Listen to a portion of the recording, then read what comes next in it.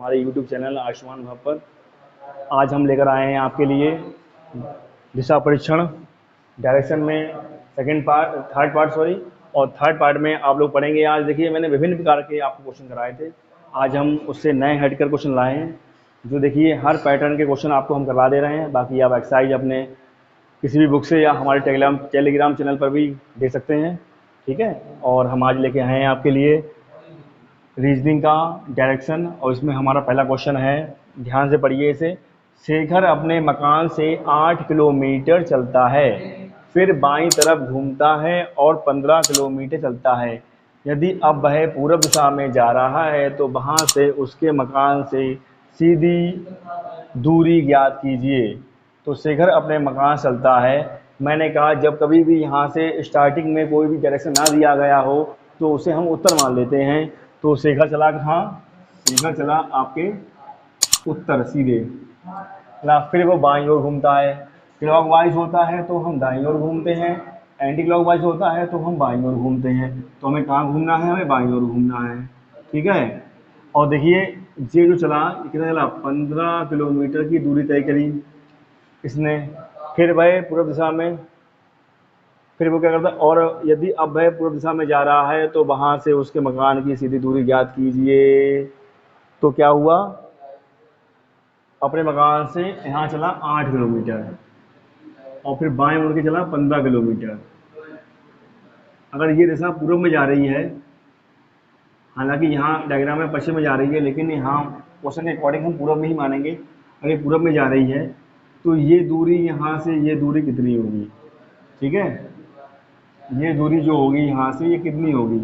तो हमें क्या निकालना है? हमें पाइथागोरस थ्योरम लगानी है यहाँ पर। जो इस टाइप से इसे क्या बोलते हैं? इसे बोलते हैं कर्ण। और जब हमें कर्ण निकालना हो तो हमें पाइथागोरस थ्योरम निकालनी होती है। और इसका हमें फॉर्मूला पता है हमें आपका क्या होता है? कर्ण स्क्वायर बराबर लंब स्क्वायर प्लस आधार का स्क्वायर। तो कर्ण कितना यहाँ पर कितना है? लंब कितना है? लंब है यहाँ पर 15, आधार है यहाँ पर 8। तो 15 का वर्ग कितना होता है? 225। और 8 का वर्ग होता है 64। दोनों को जोड़ दीजिए और ये यहाँ पर आएगा 5 और 4 9 और 2 और 6 8, 289। और इसका वर्ग निकालना है आपको, क्योंकि यहाँ क्या लगा हुआ है? स्क्वायर। स्क्वायर हटेगा तो यहाँ क्या लग जाएगा? यहाँ लग जाएगा वर्ग। और इसका वर्ग निकालना है तो आपको वर्ग याद होने चाहिए। तो 289 का वर्ग कितना होता है? 17। तो आपका उत्तर कितना आ गया? 17। देखिए वर्ग तो याद करना कंपलसरी है। आप अपने कम से कम आपको 11 से लेकर और 25 तक वर्ग याद होने चाहिए, ठीक है। 17 का होता है कितना? 17 का 289 होता है, 18 का 324 होता है, 19 का 361 होता है और 20 का 400 होता है। तो इस हिसाब से आपको वर्ग याद होने चाहिए। तो क्लियर हो गया। तो यहाँ पर क्या हुआ? शेखर अपने मकान से 8 किलोमीटर चलता है, फिर बाईं तरफ घूमता है और 15 किलोमीटर चलता है। यदि अब वह पूर्व दिशा में जा रहा है तो वहाँ से उसके मकान की सीधी दूरी क्या ज्ञात करनी है? तो सीधी दूरी हमने इस पॉइंट से इस पॉइंट तक हमें ज्ञात करनी है। और ये हमारा अगर ट्रायंगल में क्या होता है? ये हमारा कर्ण होता है। यहाँ पर त्रिकोण एक बनना है, यहाँ से ये कर्ण बन गया। और हमें कर्ण की जब हमें दूरी निकालनी होती है तो लंब स्क्वायर प्लस आधार स्क्वायर का फॉर्मूला आप याद कर लीजिए। और इन दोनों का स्क्वायर करके जो भी इनकी वैल्यू आए और उसको जोड़ के और उसका वर्ग निकालेंगे तो आपको कर्ण की वैल्यू मिल जाएगी। तो 225 प्लस 64 हुए 289। और 289 जो वर्ग होता है वो 17 का होता है। और इसका उत्तर क्या हुआ? 289। क्लियर? कोई इसमें डाउट है? ओके, आगे बढ़ते हैं। प्रकाश पूर्व दिशा में 8 किलोमीटर चलता है, फिर बाएं घूमकर 10 किलोमीटर चलता है, पुनः बाएं घूमता है तथा 5 किलोमीटर चलता है, फिर बाएं घूमता है 6 किलोमीटर चलता है। बताओ वह घर से किस दिशा में तथा कितनी दूरी पर है? देखिए जो क्वेश्चन कहता जा रहा है उसको फॉलो करते रहिए, आपका आंसर आ जाएगा। और कोई डाउट हो तो आप कमेंट बॉक्स में लिख सकते हैं। देखिए यहाँ पर समझिए क्वेश्चन को। पहला क्वेश्चन क्लियर हो गया आपको? जो समझना है वो अपना स्क्रीनशॉट ले सकते हैं इसका। देखिए यहाँ से इसको बढ़ा दें पहले वाले को।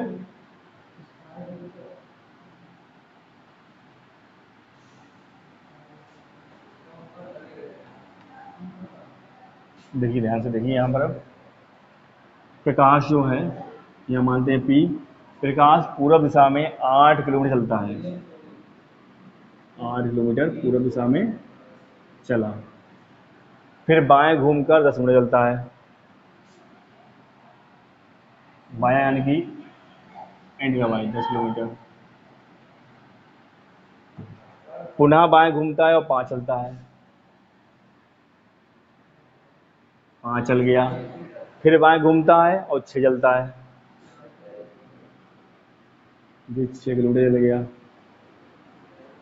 बताओ भाई अपने घर से किस दिशा में कितनी दूरी पर है। देखिए अब ये दूरी हमें ज्ञात करनी है, यहाँ पर इस चीज़ की दूरी हमें ज्ञात करनी है, ठीक है। तो सबसे पहले हमें इसकी वैल्यू और इसकी वैल्यू ज्ञात होनी चाहिए, तो हम ऐसे सीधे इस तरह से ट्रायंगल बना लेंगे, तो कर देंगे अगर ये 10 किलोमीटर की लाइन है, यहाँ 6 है, कितना बचता है यहाँ पर 4 बचता है, ये 8 की लाइन है, यहाँ 5 कट गया, यहाँ कितना बचा 3 बचा, 4 और 3 जहाँ पे दिया हो उसका उत्तर 5 होता है, स्वाभाविक है।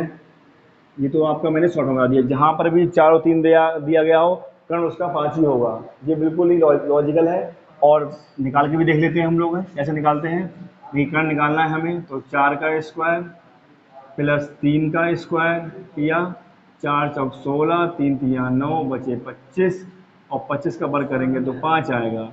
तो कभी भी अगर यहाँ पर 4 हो यहाँ 3 हो तो आंख बंद करके यहाँ 5 लगा दीजिए, आपका उत्तर बिल्कुल सही होगा, ठीक है। कोई डाउट इसमें, समझ में आ गया। तो देखिए प्रकाश पूरब दिशा में 8 किलोमीटर चला, तो प्रकाश समझ आ गया, प्रकाश पूरब में 8 गया पहले, फिर बाएं घूम गया यानी कि एंटी क्लॉकवाइज बाएं घूम गया, ऊपर गया 10 किलोमीटर चला गया, पुनः बाएं घूमा तो 5 आया, फिर पुनः बाएं घूमा तो नीचे आएगा यानी कि एंटी क्लॉकवाइज कितना आ गया 6 आ गया, ठीक है। अब यहाँ से प्रकाश चला था, इसकी दूरी उतारनी है आपको है, तो यहाँ से दूरी निकालने के लिए क्या किया हमने, ये 10 किलोमीटर की लाइन है, ये 6 किलोमीटर की लाइन है, तो कितना रह गया रिमेंस, 10 में से 6 गया, कितना बचा 4 बचा।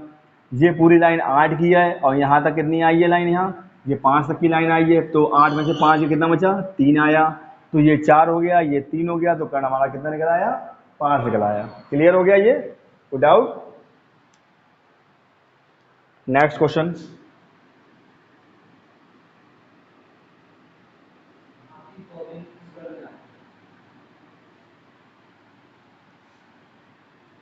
देखिए आराम से करते रहिए और इसकी एक्सरसाइज घर पे अपना जरूर कीजिए किसी भी बुक से रीजनिंग की।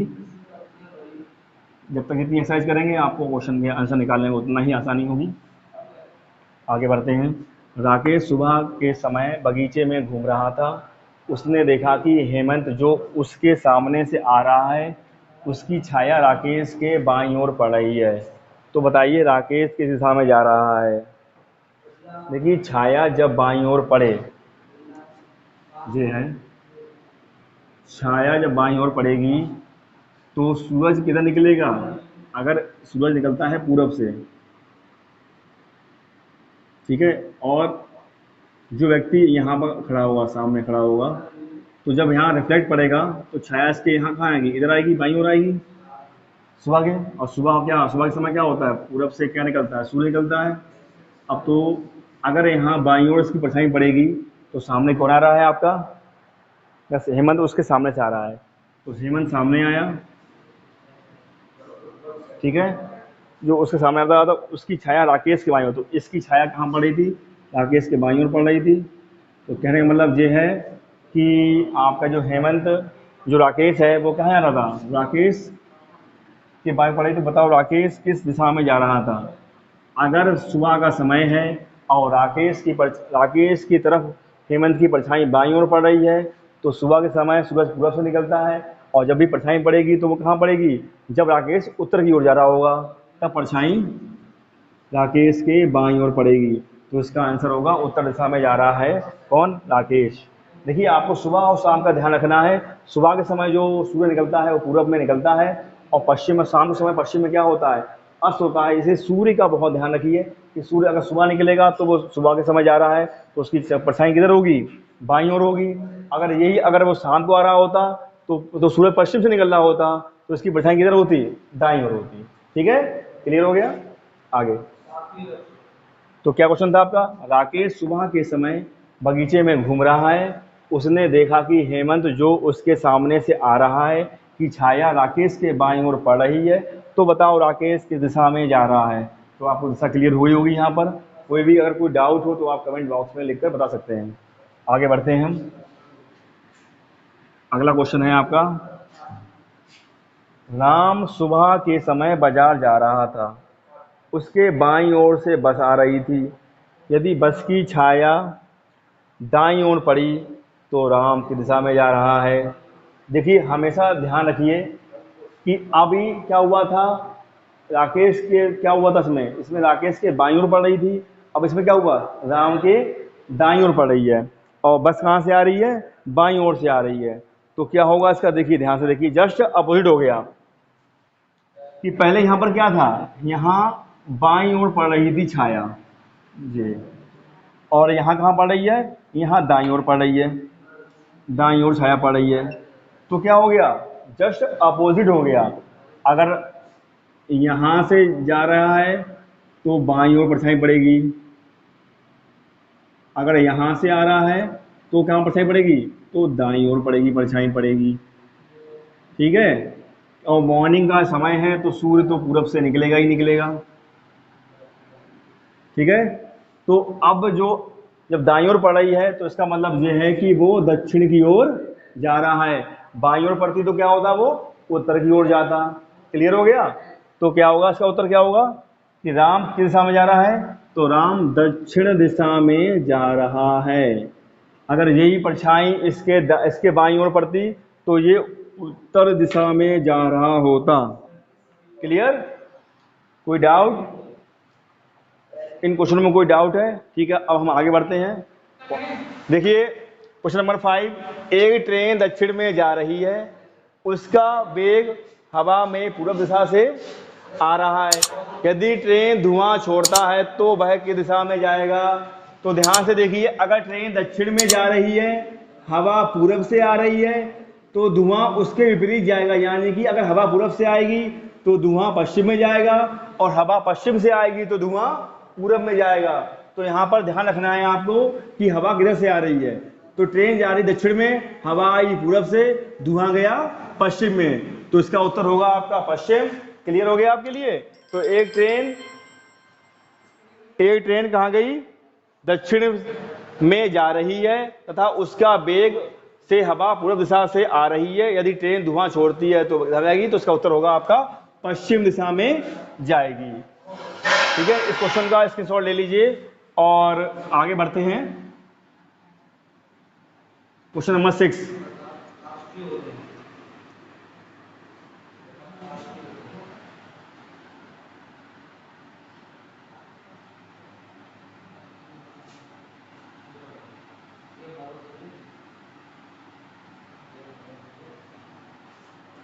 क्वेश्चन नंबर 6 है आपका, एक ट्रेन पश्चिम से आ रही है तथा उसी वेग से हवा दक्षिण में जा रही है, यदि ट्रेन धुआं छोड़ती है तो वह किस दिशा में जा रही है। तो ध्यान से देखिए, अब देखिए क्वेश्चन वही है, दिशाएं चेंज हो गई हैं। तो एक ट्रेन कहाँ जा रही है, पश्चिम से आ रही है, तो ट्रेन इस तरीके से जा रही है, और देखिए हवा कहाँ से आ रही है, दक्षिण से आ रही है, हवा दक्षिण से आ रही है। तो मैंने क्या कहा था, जैसा से हवा आती है उसका क्या हो जाता है, विपरीत हो जाता है। तो अब क्या होगा, धुआं कहाँ जाएगा, धुआं जाएगा उत्तर की ओर। ठीक है, तो इसका उत्तर क्या होगा, उत्तर की ओर। तो आपको क्या ध्यान देना है कि हवा, जो वेग हवा का है वो कहाँ से आ रहा है, दक्षिण से आ रहा है, तो उसका धुआं उत्तर की ओर जाएगा, और अगर उसका वेग पूरब से आ रहा है तो धुआं पश्चिम की ओर जाएगा। ठीक है, तो क्वेश्चन नंबर 6 क्लियर हो गया आपका। फिर से समझ लीजिए, एक ट्रेन पश्चिम से आ रही है तथा उसी वेग से हवा दक्षिण में जा रही है, यदि ट्रेन धुआं छोड़ती है तो वह दिशा कौन सी होगी, तो वो दिशा होगी आपकी उत्तर होगी। नेक्स्ट क्वेश्चन देखिए आपका, यदि एन को ई कहा जाए, एन का मतलब होता है नॉर्थ और नॉर्थ का मतलब होता है उत्तर, तो उत्तर को पूरब कहा जाए और पूरब को दक्षिण कहा जाए, तो W को क्या कहा जाएगा, यानी कि पश्चिम को क्या कहा जाएगा। कि कुछ नहीं, आपको दिशाएं बदलनी है। समझिए, ध्यान से क्वेश्चन समझिए पहले। सबसे पहले आपको उत्तर दक्षिण पूर्व पश्चिम का ज्ञान होगा, जो मैंने आपको पहले पार्ट में पढ़ाया था आपको। देखिए, सबसे पहले यह डायग्राम बनाइए। ऊपर क्या होता है उत्तर, नीचे क्या होता है दक्षिण, इधर क्या होता है पूरब, और ये होता है पश्चिम। क्वेश्चन कह रहा है कि उत्तर को पूरब कहा जाए, यानी कि ये उत्तर है तो इसे क्या कह दिया गया, पूरब कहा गया। और पूरब को दक्षिण कहा जाए, ये पूरब है तो इसे क्या कह दिया गया, दक्षिण कह दिया गया। तो पश्चिम को क्या कहा जाएगा, अगर ये दक्षिण है मतलब बदलाव के बाद, तो ये क्या हो जाएगा, उत्तर हो जाएगा। यानी कि जिसका जस्ट अपोजिट क्या होता है, उत्तर होता है। तो पूरब को दक्षिण कहा गया है, तो पश्चिम को उत्तर कहा जाएगा, और दक्षिण को पश्चिम कहा जाएगा, क्योंकि ऊपर क्या है, पूरब है। तो अगर ये पूछा जाए दक्षिण का कहा जाएगा, तो दक्षिण को पश्चिम कहा जाएगा और पश्चिम को उत्तर कहा जाएगा। तो चारों दिशाएं क्लियर हो गई आपके लिए। अगर उत्तर को पूरब कहा जाता है, पूरब को दक्षिण कहा जाता है, दक्षिण को पश्चिम कहा जाता है, तो पश्चिम को उत्तर कहा जाएगा। क्लियर है। सबसे पहले आप डायग्राम बनाइए। आप ऊपर उत्तर होता है, नीचे दक्षिण होता है, इधर पूरब और इधर पश्चिम होता है। बस इसके अकॉर्डिंग ही फिर जो जो कहा जाए उसको चेंज कर लीजिए, आपका आंसर आ जाएगा। तो उसका आंसर क्या होगा, आपका उत्तर। अगला क्वेश्चन देखिए,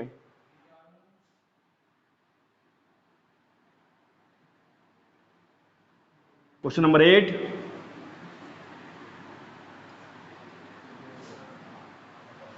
यदि ऐसी ऐसी मतलब होता है दक्षिण पूरब,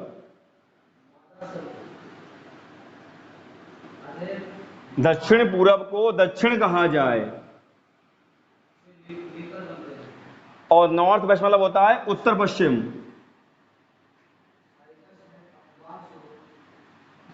उत्तर पश्चिम को उत्तर कहा जाए,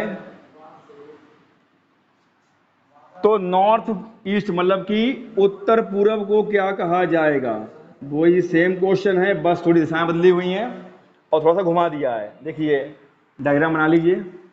ऊपर उत्तर है, नीचे दक्षिण है, इधर पूरब है और यहाँ पर पश्चिम है, और बीच में क्या आ गया, ये आ गया उत्तर पूरब। क्या हो गया, ये आ गया उत्तर पूरब आ गया, और यहाँ पर आ गया दक्षिण पूरब, इधर आ गया पश्चिम दक्षिण, और इधर आ गया उत्तर पश्चिम। ठीक है। अब ध्यान से देखिए यहां पर कि दक्षिण पूरब को दक्षिण कहा जाए, दक्षिण पूरब को क्या कहा गया, हाँ दक्षिण कहा गया। ठीक है। उत्तर पश्चिम को उत्तर कहा जाए, तो उत्तर पश्चिम को यहां क्या कहा गया, उत्तर कहा गया। ठीक है। तो नॉर्थ ईस्ट यानी कि उत्तर पूरब को क्या कहा जाएगा, इसको क्या कहा जाएगा, ये निकालना है आपको।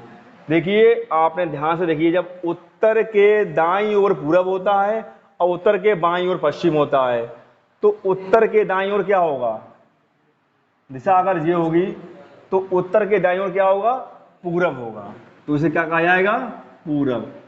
अब उत्तर के बाईं ओर क्या होगा, पश्चिम होगा, तो इसे क्या कहा जाएगा, पश्चिम कहा जाएगा। अगर क्वेश्चन पूछा जाए कि पश्चिम दक्षिण को क्या कहा जाएगा, तो पश्चिम कहा जाएगा, और उत्तर पूरब को क्या कहा जाएगा, तो पूरब कहा जाएगा। क्लियर हो गया। यहां पर ध्यान से फिर देख लीजिए, उत्तर के दाईं ओर पूरब होता है और उत्तर के बाईं ओर पश्चिम होता है। तो बस इसका ध्यान रखना है, आपका इस क्वेश्चन का आंसर आ जाएगा। कोई डाउट हो तो आप कमेंट बॉक्स में लिख सकते हैं। क्लियर हो गया ये क्वेश्चन। आगे बढ़ते हैं।